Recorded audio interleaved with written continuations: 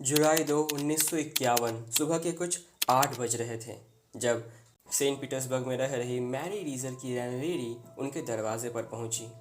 Door knob normal से काफ़ी ज़्यादा गर्म था। जब बार बार आवाज़ लगाने के बाद भी अंदर से कोई रिस्पॉन्स न आया तब उन्होंने पुलिस को कॉल किया। जब दरवाज़ा खुला तो अंदर का जो मंजर दिखा वो देख सबके रूहें कांप उठी।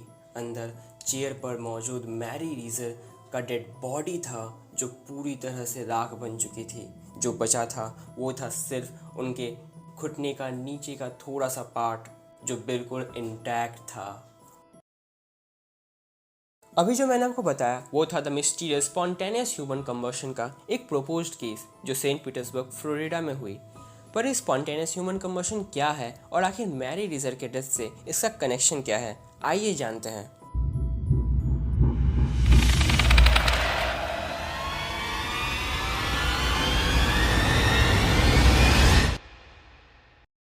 थियोरेटिकली स्पॉन्टेनियस ह्यूमन कंबशन एक ऐसा कंडीशन है जहां human body without any external fire source अपने आप आग पकड़ लेती है।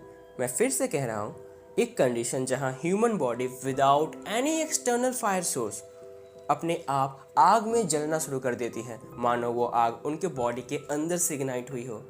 विश्वास नहीं हुआ? वेल, वीडियो को पूरा देखो, मे भी तुम सही हो। मैरी रीजर का केस स्पॉन्टेनियस ह्यूमन कंबशन का पहला केस नहीं था, बल्कि 1995 के रिसर्च से ये पता चला कि पिछले 300 सालों में ऐसे कुछ 200 केसेस दर्ज किए जा चुके हैं जिन्हें गॉड्स और डेविल्स के कर्सेस से कनेक्ट किया जाता था।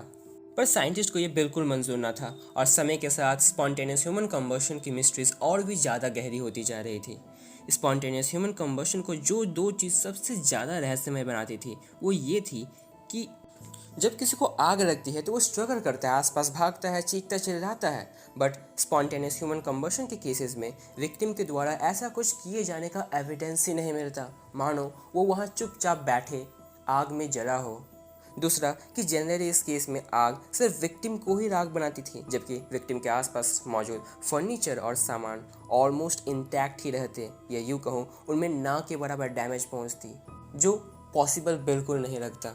पर कई सालों के रिसर्च के बाद ये पता चला कि मोस्ट ऑफ द एसएससी के केसेस रात में ही हुई है जब मोमबत्ती या लालटेन का यूज़ होता था। मोस्ट ऑफ द विक्टिम्स ये तो अल्कोहल एडिक्ट थे, ये बुजुर्ग थे और ठीक से चल फिर नहीं पाते। उनके आसपास फायर का कोई सोर्स था। हाँ, मैरी रीजर भी रोज नींद की दवाई लेती थी और वो सिगरेट भी पीती थी। एक मिनट, डैट मीन्स मैरी रीजर नींद की दवाई लेके सो गई होगी और उनके हाथ के सिगरेट से आग लग गया होगा। सो केस सॉल्व ना, क्योंकि एसएससी की सबसे बड़ी मिस्ट्री तो ये थी कि आग से विक्टिम को ही जलाती थी, जबकि आसपास के ऑब्जेक्ट बिल्कुल इंटैक्ट रहते। ये कुछ वैसा ही था मानो एक भूखे शेर के पास मांस का भंडार आ जाए पर वो उसे देखे तक ना। तो काफ़ी सोचने के बाद इसका भी एक जवाब आया, the weak effect, spontaneous human combustion की रहस्य का चाबी। सबसे पहले जानते हैं वीक क्या है और मोमबत्ती कैसे जलती है। वीक मोमबत्ती का वो धागा होता है जिस पे आग लगती है और उस वीक के आसपास की वैक्स उस वीक को ज़्यादा देर जलने के लिए फ्यूल प्रोवाइड करती है और उस आग को भी मोमबत्ती तक ही सीमित रखती है। सेम ह्यूमन बॉडी के साथ होती है। जब उसमें आग लगती है तो फैट तेज़ी से पिघलकर बॉडी से निकलती है और विक्टिम के कपड़े उस फैट को एब्जॉर्ब कर देते हैं, जैसे मोमबत्ती का विक वैक्स को, और इसी तरह बॉडी एक्सटेंडेड पीरियड तक जलती रहती है और आग भी सराउंडिंग में नहीं फैलती। बाद में कई सारे डमी एक्सपेरिमेंट से ये प्रूव्ड भी हुई और इस कंक्लूजन में पहुंचा गया कि विक्टिम के आसपास पहले से फायर का कोई सोर्स रहता था, लाइक सिगरेट या मोमबत्ती, जिससे आग लगती और वीक इफेक्ट से बॉडी तेज़ी से जलना शुरू करती। उनमें स्ट्रगल का एविडेंस इसलिए नहीं मिलता क्योंकि मोस्ट ऑफ द विक्टिम्स ये तो अल्कोहल के नशे में थे या उम्र के कारण ठीक से चल फिर नहीं पाते। और इसी के साथ दशकों तक लोगों में खौफ बनाए रखने वाले स्पॉन्टेनियस ह्यूमन कंबशन के रहस्य से पर्दा उठा।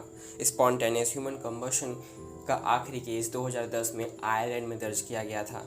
सो डरने की बात नहीं है, आपके अंदर से अचानक आग नहीं निकल आएगी। After all you are not a dragon.